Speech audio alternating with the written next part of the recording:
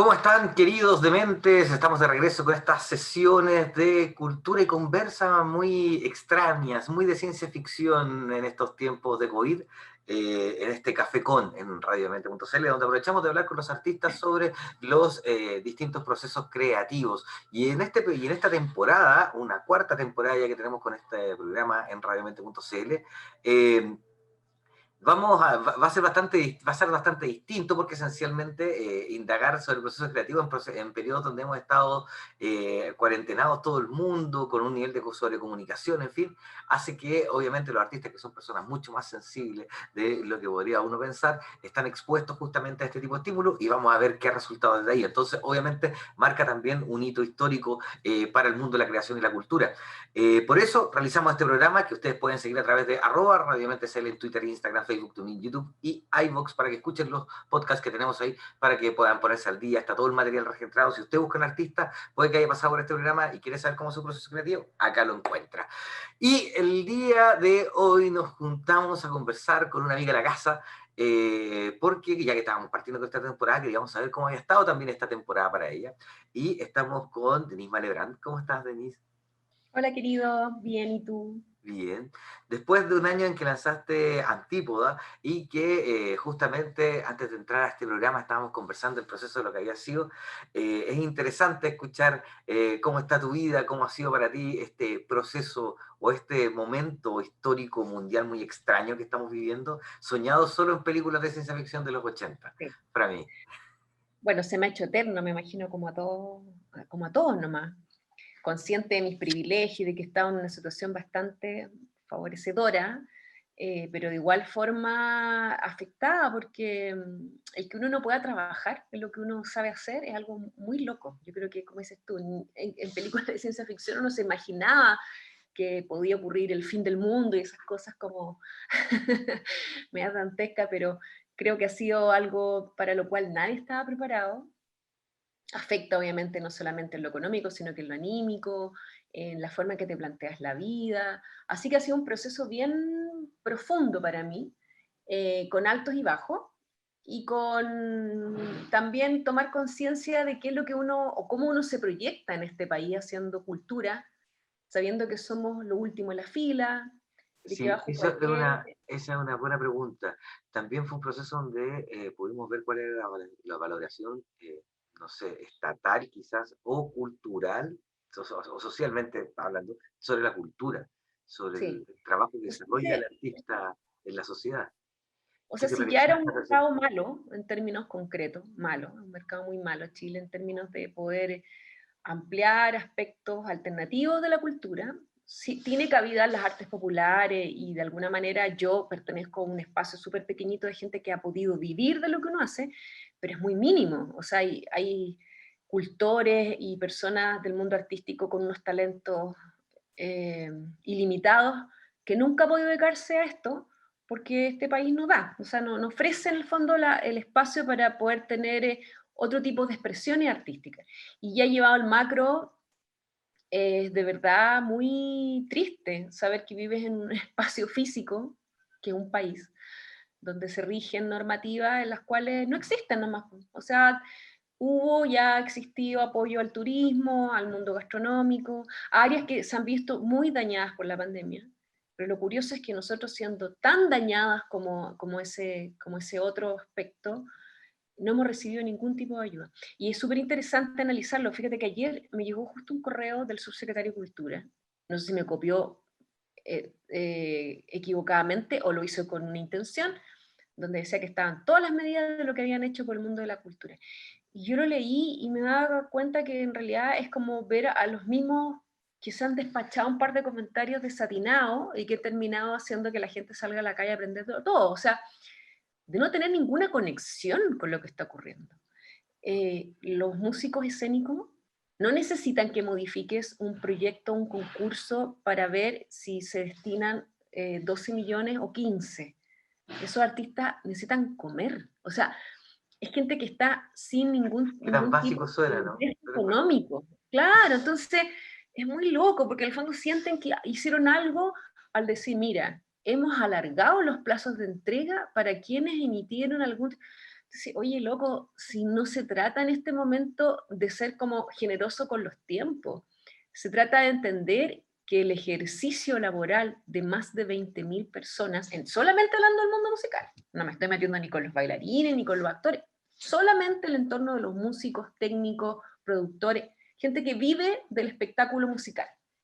Esa gente que no ha podido trabajar, se cumplió un año para algunos, para Psycho se va a cumplir ahora finales de febrero en el fondo, es imposible que le digas a un gremio completo, reinvéntese. O sea, claro, uno ve y conoce colegas que han estado vendiendo pisco sour, pan, porque todo trabajo es súper digno y respetable, colegas que han hecho de todo, pero ¿con qué cara tú le dices a una persona que cambie el rubro? O sea, alguien que se ha dedicado 40 años a esto, ¿por qué va a tener que dejar de hacer, va a empezar a hacer otra cosa si es músico, ¿cachai?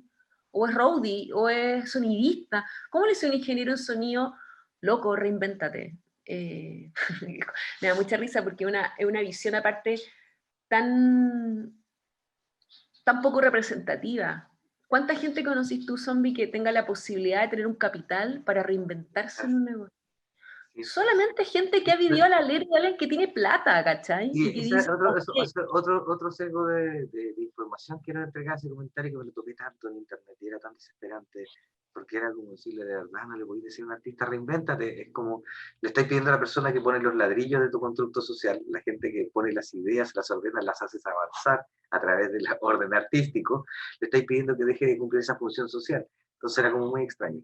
Entonces era, lo encontraba desesperante también, pero me parece mucho más impresionante aún la percepción que se tiene de que al mismo tiempo es muy adinerada la persona que se dedica al arte, porque eso es lo claro, que te puede reinventar, es porque tenía un capital justamente que, no es que artista, entonces con la plata que tuviste como artista, pone reinventa, un negocio. pone un negocio, es como... Es mucho el daño que le hizo los años 90 a la cultura popular en términos de la imagen.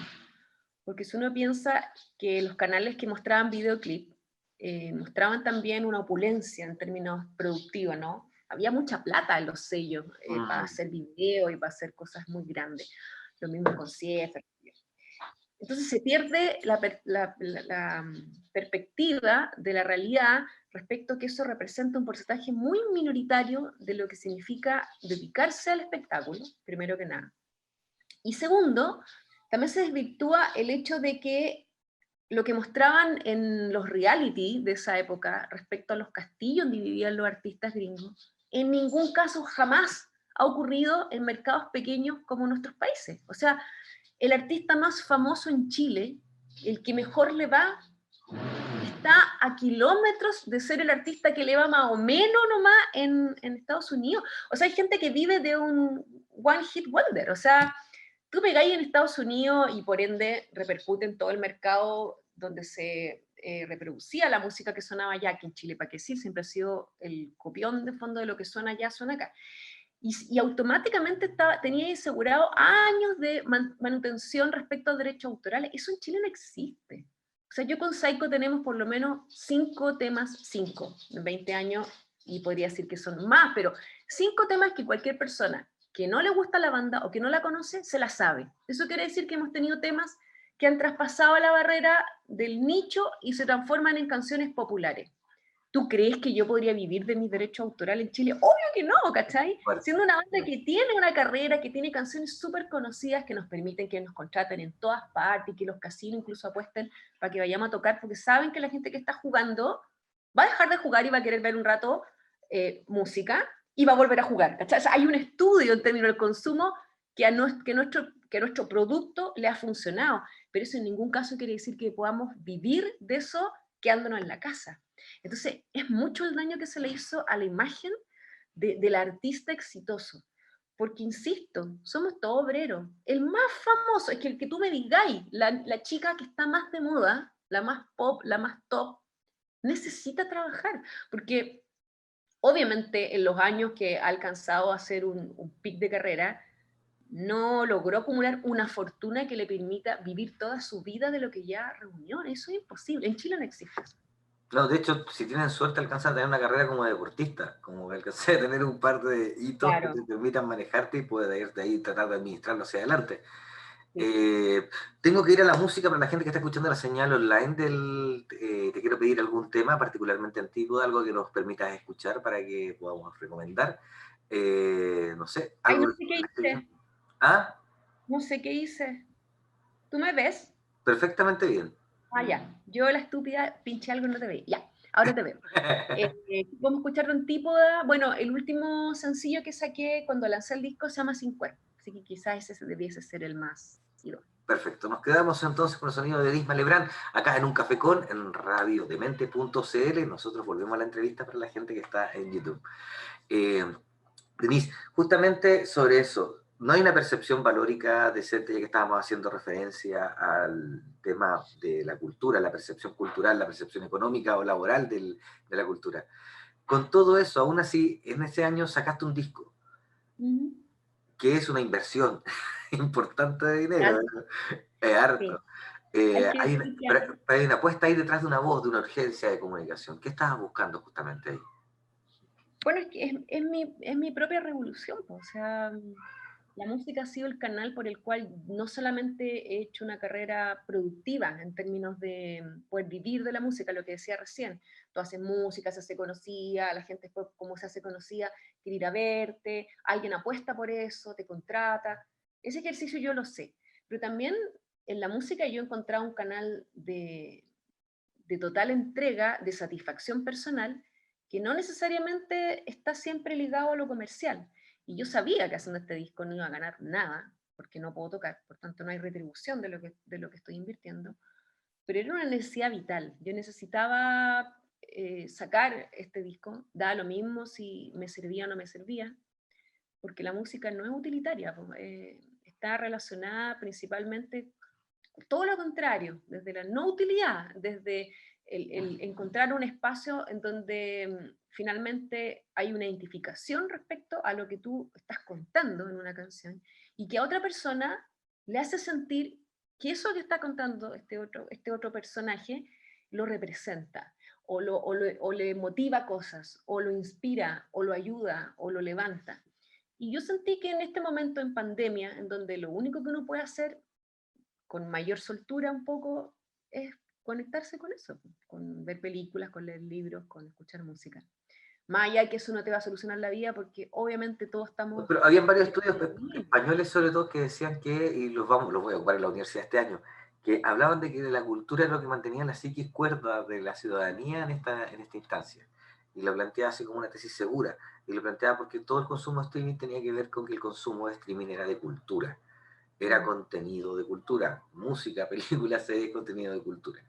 Y que ese debería ser el mercado del futuro, como lo hizo Corea en su Y momento. parece muy loco que sea tan contradictorio con la realidad, po, porque si tú ves eso, debiese decir, ah, ya, pues entonces, si es importante para la gente, vamos a crear una especie de fuerte, ¿no? En donde se pueda proyectar a futuro una nueva generación con mejores condiciones para enfrentar cualquier tipo de, no sé, en este caso, obstáculo mundial, ¿no? De poder ejercer tu profesión y por tanto vamos a pensar en lo importante que son estos personajes para el desarrollo, como decías tú, psíquico, pero además emocional de un pueblo. Pero ocurre todo lo contrario. O sea, un candidato presidencial como Sichel acaba de decir hace algunos días que eliminemos el Ministerio de la Cultura, fusionémoslo con el Ministerio de Educación, porque en realidad para personas como él no tiene ninguna importancia. Entonces, es muy loco que no vaya de la mano el sentir de la gente con las políticas públicas que debiesen instalarse para proteger la cultura. Porque fíjate que a mí me ha tocado varias veces bailar con la fea, varias veces. Y una de las primeras fue cuando empecé a defender la propiedad intelectual. Porque obviamente el camino más populista y más aplausible era el de no estar a favor de la propiedad intelectual y decir, loco, descarga lo que queráis porque en realidad ¿verdad? Que había unas publicidades buenísimas, no soy delincuente, Sí. como que si uno estuviera tratando a la gente de pato malo por descargar la música. Y era todo lo contrario, era despertar una conciencia de que en gran parte lo que se hace con la propiedad intelectual es poder reforzar el desarrollo de sus autores, Porque ¿para qué ocupa uno la plata? Escritores, cineastas, músicos, lo que sea. ¿Para qué uno ocupa esa plata? Para producir nueva creación, po. O sea, en el fondo no es un enriquecimiento multimillonario del tipo retail. No es que sacáis un diseño de jeans y te haces rico durante todos esos meses, y no, es mucho más profundo que eso. Entonces, creo que el camino de apostar Perdón, y si así fuera, el- o sea, también sería industria, ¿eh? Ojo, también, no, pero no el hay que temerle desarrollo, a eso, pero porque el desarrollo de la cultura no tiene una base de credibilidad desde lo político. Es como que no lo ven así, no lo entienden. Sería muy legítimo si alguien, y de hecho yo lo defiendo cuando alguien dice, bueno, la música urbana es una mierda. Digo, bueno, puede ser, en términos de gustos personales puede ser que no te guste, pero es sin duda hoy en día la música popular, y por tanto hay que respetar y que hay gente que consume esa música y le da la posibilidad a mucha gente de desarrollar un trabajo a partir de eso. Porque ese artista urbano contrata personas, llena espacio, por tanto ese local se ve beneficiado, se transforma en un negocio. ¿Por qué lo vas a despreciar si finalmente lo que uno espera es eso? Independiente de la música que le guste a uno, no. Pero bueno, es un negocio.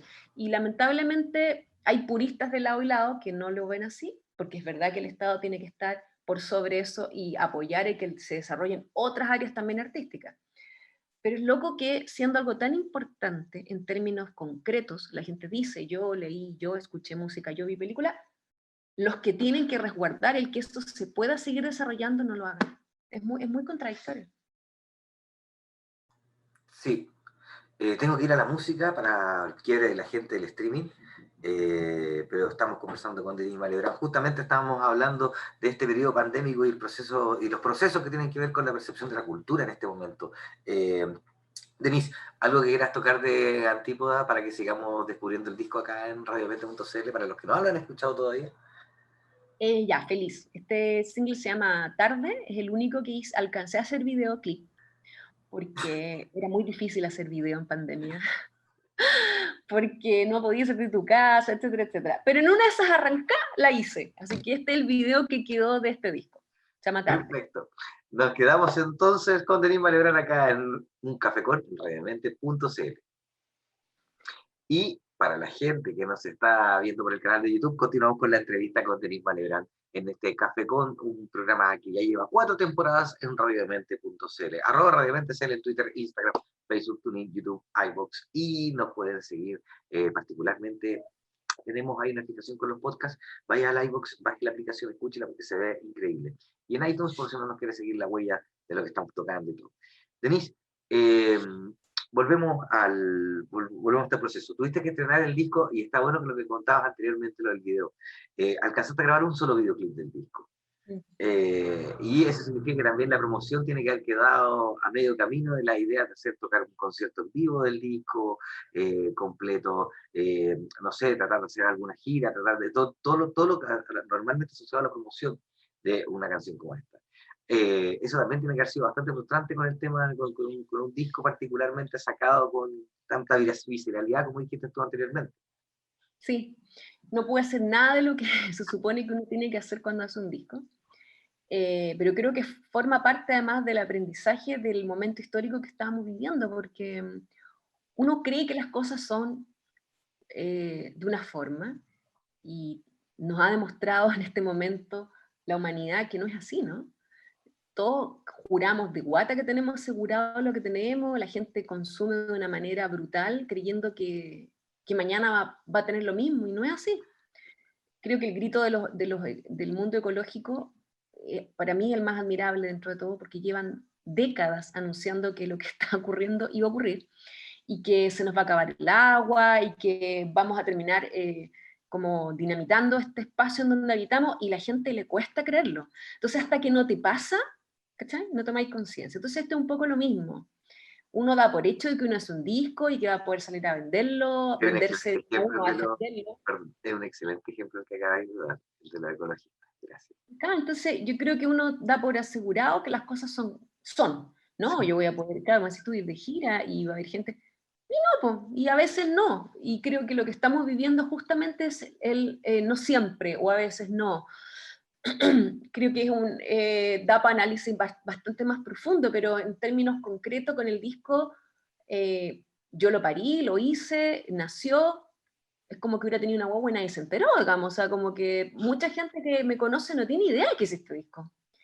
Y es interesante que no me importe para mí, porque también es un poco anular el ego, es como aprender a manejarse en términos de que siendo una persona que ha tenido un nombre protagonista en ciertos momentos de la historia de la música, cachar que a veces lo que tú hagas puede que no le importe a nadie, y puede que no tenga ninguna importancia también, pero finalmente cobra una significancia en mí de querer, en este disco más que ninguno, sanar aspectos personales, y que fíjate que igual siempre tienen una repercusión en alguien. Me ha pasado que gente me ha escrito, me ha dicho, para mí Tarde es mi canción, porque es el significado para mí de haber transitado de un género a otro. Jamás me lo hubiese imaginado, pero la gente encuentra la forma, tu público, de hacer suyas las canciones de manera personal, y eso es mágico. Y así con otras canciones. Primera vez que en una historia tan personal cuento, por ejemplo, que mi abuela, producto de una violación, tuvo a mi mamá, y producto de esa violación no quiso a mi mamá. Con todo lo duro que puede ser en la vida que alguien no te quiera, tu madre Asumir sobre todo. eso, asumirlo. Y por tanto, en el momento que hago esta canción, lo que yo busco es reparar eso, porque mi mamá se murió sin entender a su madre, por qué nunca la quiso y por qué tuvo que sufrir tanto en aspecto de lo que mi mamá entendió, sin finalmente ponerse en la posición también de quien vivió un embarazo horrible. Entonces, para mí este disco tiene un significado mucho más trascendente que si alguien se entera o no se entera, o si lo voy a poder salir a tocar o no, no tengo idea cuándo, nadie sabe lo que va a pasar, y por tanto no tengo ninguna expectativa. Lo mejor de este disco es que no he esperado nada, y eso es sano también, porque vivimos en una sociedad absolutamente exitista, donde la gente te mide artísticamente por cuántas reproducciones tenéis por canción en Spotify. Y eso es aberrante. Y tú decías hace un rato atrás algo que me parece súper importante decir también: hacer un disco es caro. Sí, po, hacer cultura es súper capitalista, está súper mal proyectado en términos de igualdad. La gente que no tiene plata no puede hacer música, y eso hay que decirlo. Yo no sé por qué los músicos no lo dicen, como que quizás se sienten como culpables por pertenecer a una pirámide en la cual algunos nomás pueden dedicarse a la música. Y eso es así, poder dedicarse a la música es un privilegio. Yo lo logré, no sé cómo, zombie, porque yo soy hija de una doña de casa y de un rati. No tengo ni uno y nunca tuve plata, y tuve la oportunidad de dedicarme a esto porque al proyecto que me metí le fue bien. Pero yo me compré mi primera guitarra cuando ya era conocida, cuando ya tenía un disco, cuando ya el sello había hecho video. Pude invertir en mi carrera cuando ya alguien me dio una mano, que fue obviamente Ilusión y el Coti. Pero la mayoría no tiene esa mano. La mayoría no tiene plata para comprarse instrumentos buenos, y por tanto suenan como el hoyo.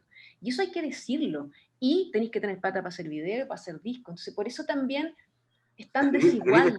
¿Querés gritarle a la gente que existe? Tienes que tener dinero para que amplificar el grito para que la gente lo escuche. Existo. Oye, Estoy acá y hago esto. Y cuesta el mucho. gran error del Ministerio de Cultura, de los proyectos que en el fondo levanta el Estado para que se desarrolle cultura. Puedes postular a creación después, en el fondo, pero no podéis postular a lo más importante, que es que alguien se entere que tú existes. Yo he Porque tan sido, importante yo, perdón, como tú yo he sido existes. juez de las áreas de difusión y los presupuestos son, al final uno terminaba haciendo política. La discusión final es a qué región le podemos destinar un poco más de dinero, porque en realidad no tenemos cómo hacer cabida que entren todos, entonces tenéis que empezar a repartir. ¿Cachai? No, y tú tenés que pagarle a alguien, porque la gente tampoco quizás lo sabe. Tú tienes que pagarle a alguien para que se haga cargo de la promoción de tu trabajo. Ese es otro trabajo que depende del mundo artístico. Y si tú no lo haces, es como que tus amigos nomás se enteren. Es como trabajaba yo en los 90, es como que las cosas surgían de boca en boca, sin internet, y por tanto era hueva que te fuera bien. Pero hoy en día, si hablamos de un trabajo profesional en una industria, uno espera que cada persona cumpla su trabajo, el rol del manager, que cuántas veces lo hemos hablado con Carlos. El desarrollo artístico tiene un método, tiene una forma de funcionar. Hay gente que sabe hacerlo, en caso, estamos hablando de Carlos Salazar. Pero la mayoría de los proyectos no tienen a alguien detrás que diga, mira, este es el paso, el siguiente es el otro, esto es lo que hay que finalmente en este momento apostar. y eso es plata, po. Entonces, es una carrera bastante clasista también, porque tiene Mira, un poder. yo tengo un concepto que lo quiero compartir, me voy a incendiar porque es un concepto que uso en la universidad y lo he tratado de integrar dentro de la universidad en la gente de sí. Pero es medio incendiario, porque yo hablo de que hoy en día, en 2021, uno tiene que entender al artista como el empresario. Es un empresario. Es el emprendedor del que sale en todas las fotografías de las bancos, en todas las publicidades, en realidad es un artista. Es un artista el que produce, el que decide la música, el que sabe, tiene que ir a la plataforma, negocio. Es un emprendedor, pero el problema es que todavía le pesa tanto y le molesta tanto la conceptualización de convertirse en empresa que también es todo un chip que hay que meter dentro para que en el fondo la cabeza te cambie la forma de perseguir y que en el fondo esto cuesta 20, no lo voy a vender a 30, lo vas a tener que venderlo a 80 porque tengo que pagarle a mucha gente entre medio para que esto pueda llegar a más gente. Todos esos Sí, procesos es, y hay mucha ignorancia más, y por eso pero que cuesta hacer el match. ¿Cachai? es un complejo porque el mundo de las artes, que fue cercenado en la dictadura, volvió en una época muy hueca, que fueron los 90. Entonces querían mantener el estatus del artista medio hippie, hondero, con un discurso, pero escondido, porque tampoco se podía hablar de cosas trascendentes ni importantes. Las bandas de los 90 no hablaban de nada que se relacionara con política, porque era como ya tema pasado. Pero al mismo tiempo querían mantener la mística del artista, entonces por tanto delegaban ese trabajo a los sellos. Ellos eran los empresarios, ellos eran los que vendían el trabajo. Resulta que hoy en día, después a partir de la caída de los sellos, los artistas todos, o en su mayoría, nos transformamos en artistas independientes, que en el fondo dependemos de nosotros mismos para poder proyectar este trabajo, y es loco porque se creó una especie como de elite, decirle indie a los proyectos que eran indie en ese momento, separándolos del resto, y la verdad es que todos somos indie. O sea, cuando nace el nuevo pop chileno, de la camada de, no sé, Gran pues, concepto, todos somos indies, lo máximo, me encanta. Javier Amena, uno como que le ponía un apellido, ¿no? La música indie. Loco, todos somos indie, aunque la música fuera súper cebolla, romántica, todos finalmente agarrábamos el chanchito y veíamos qué nos alcanzaba para hacer con lo que teníamos. En algún momento desde algún sello creado desde lo mismo que hablábamos antes, ¿cierto? Desde la casa autoral, pero todo era autoproducción y autogestión. Entonces, hay un complejo de salirse de ese rol artístico, casi como que no toca la plata, porque es mal visto. Y yo creo que no puede ser mal visto si finalmente uno ve carreras exitosísimas, donde lo que ha existido es mucha gestión justamente desde manejar bien un nombre y un proyecto que traspasa el gusto de los amigos, ¿no?